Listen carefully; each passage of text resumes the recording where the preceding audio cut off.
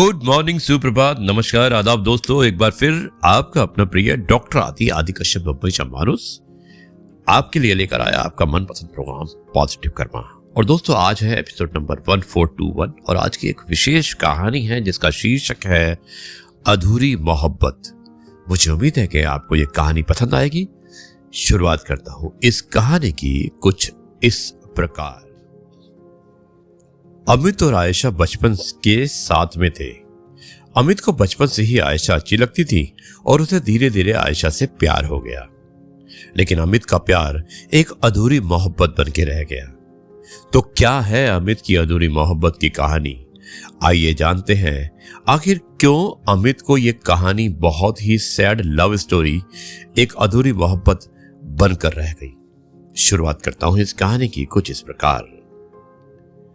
जब आयशा छोटी थी तब आयशा के पिता ने नया घर बनाया। आयशा के घर के सामने अमित का घर था और तब अमित सिर्फ 6 साल का होगा और आयशा करीब 4.5 साल की। आयशा और अमित साथ साथ खेलते थे और एक ही स्कूल में जाते थे। दोनों बचपन में ही साथ साथ बड़े हुए और अच्छे दोस्त बन गए। आयशा के पिता हमेशा आयशा से अमित के साथ रहने के लिए कहा करते थे क्योंकि आयशा और अमित के परिवार के पड़ोसी होने के कारण अच्छे संबंध थे। धीरे धीरे दोनों बड़े हो रहे थे। कब अमित और आयशा से अमित को आयशा से प्यार हो गया उसे पता ही नहीं चला। जब अमित 10वीं में था तब आयशा का एक नया दोस्त बन गया। आयशा ने अमित को बताया तो अमित को जलन हुई और अमित ने उससे दोस्ती करने को मना किया। और फिर अमित ने आयशा का एक भी लड़का दोस्त नहीं बनने दिया। समय बीतता गया और कुछ साल बाद अमित 12वीं के एग्जाम उसके समीप आ गए थे और उस समय आयशा 11वीं कक्षा में थी। अमित को अब यह डर था कि 12वीं के बाद आयशा से अलग हो जाएगा। इसलिए जब अमित अपना पहला पेपर देने गया तो उसने कॉपी में अपना नाम और रोल नंबर डालकर कॉपी खाली छोड़ दी। ऐसा ही उसने हर पेपर में किया और परिणाम स्वरूप अमित फेल हो गया। अमित के फेल होने से अमित बहुत खुश था। लेकिन जब उसके पिता ने उसका रिजल्ट देखा तो सभी सब्जेक्ट्स में 0 आए थे। ये देखकर अमित के पिता को बहुत गुस्सा आया और स्वाभाविक रूप से अमित की पिटाई कर दी। लेकिन इससे अमित को कोई फर्क नहीं पड़ा, बल्कि वो बहुत खुश था ये सोचकर कि अब वो आयशा के साथ ही पढ़ेगा।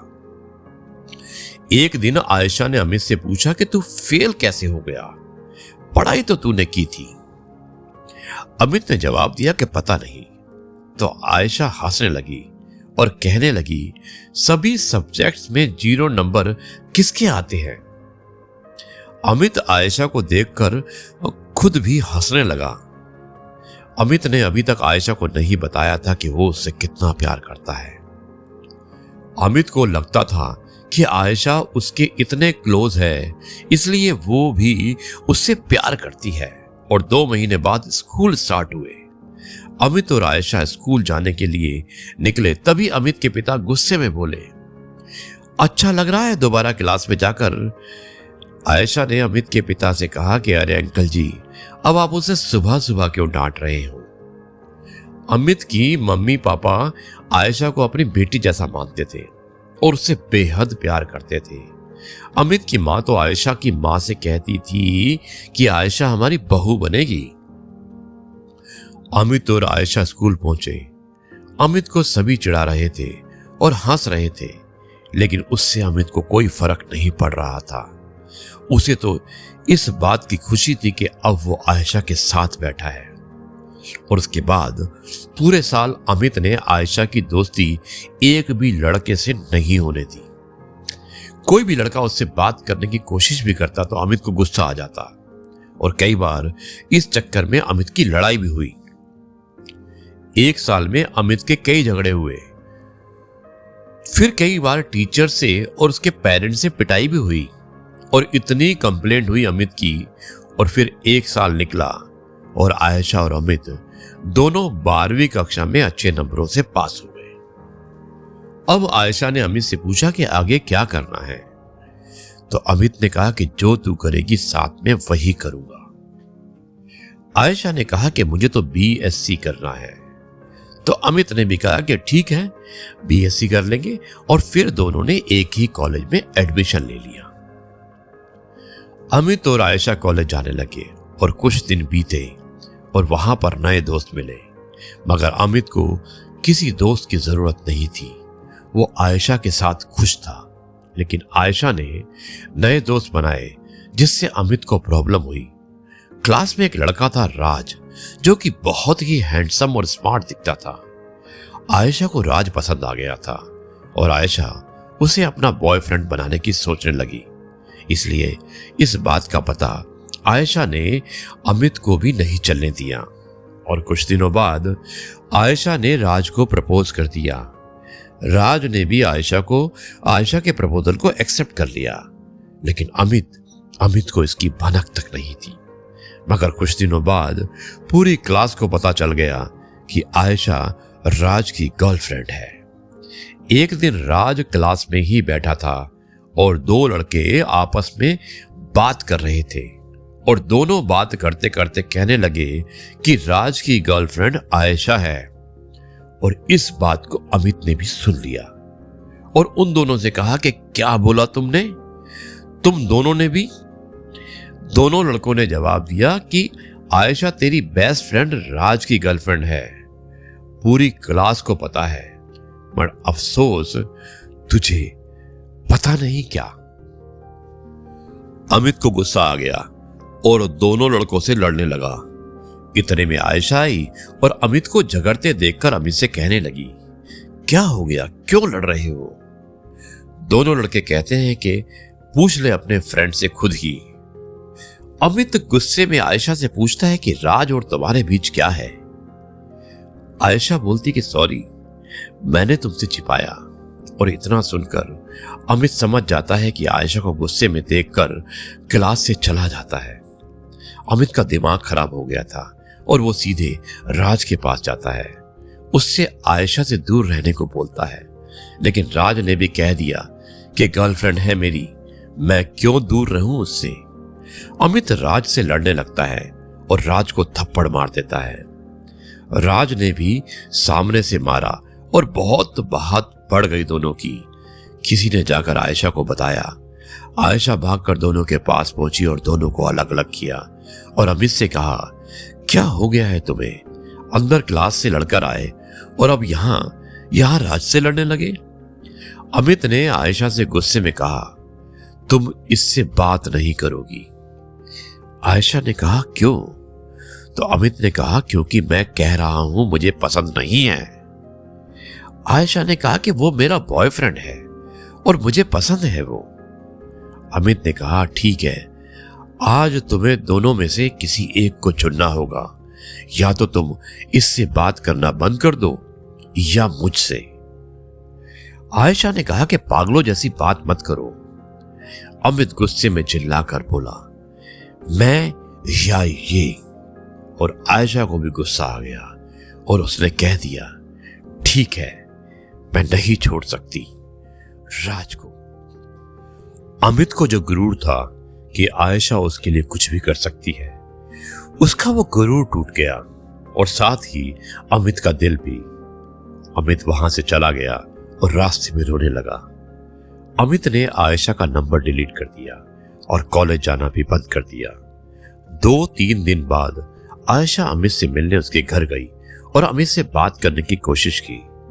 अमित को सॉरी बोला, लेकिन अमित ने आयशा से ज्यादा बात नहीं की। कुछ दिनों बाद अमित कॉलेज गया।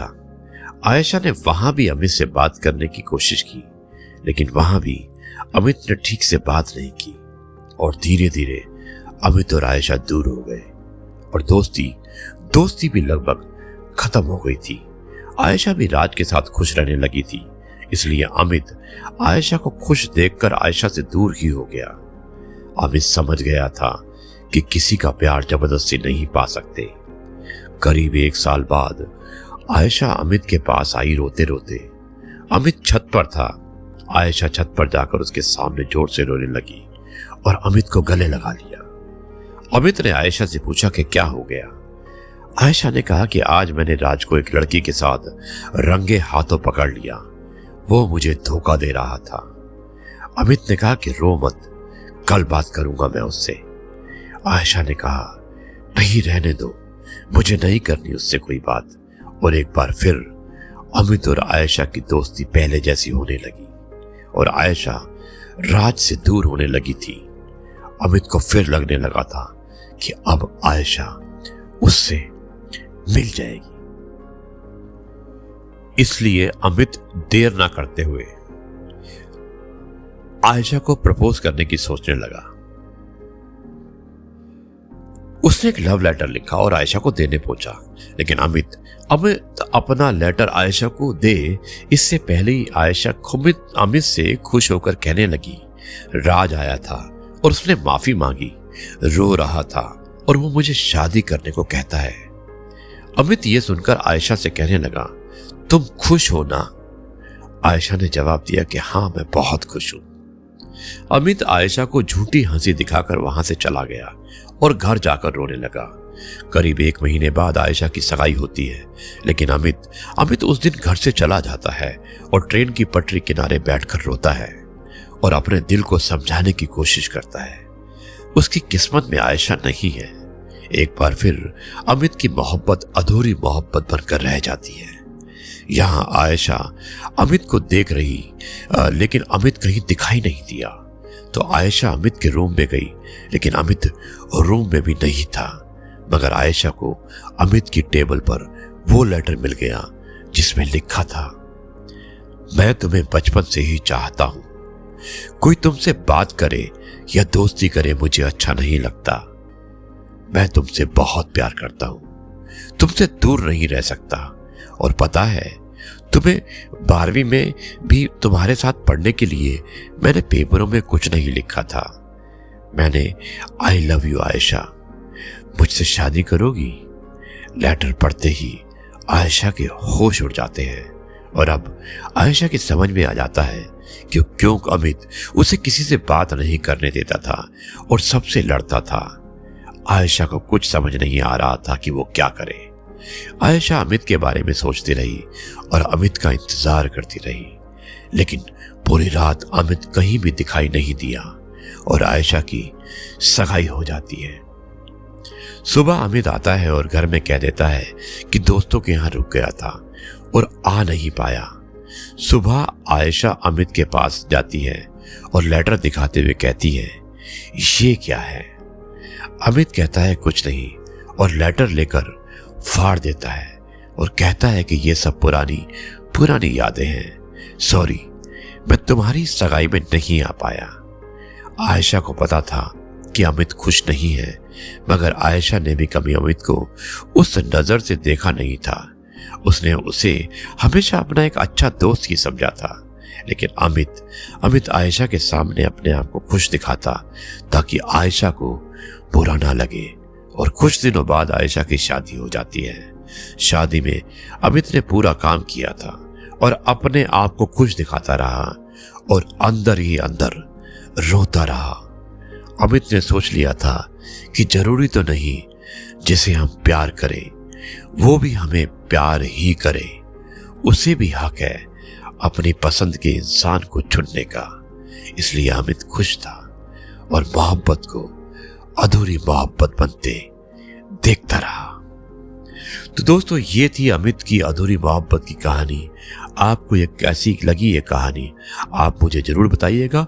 अब मैं इस कार्यक्रम को यहीं पर समाप्त करता हूं और कल आपसे एक बार फिर मुलाकात करूंगा कुछ नई बातों के साथ। तब तक के लिए कहता हूं जय गुरु जी, शुक्राना गुरु जी।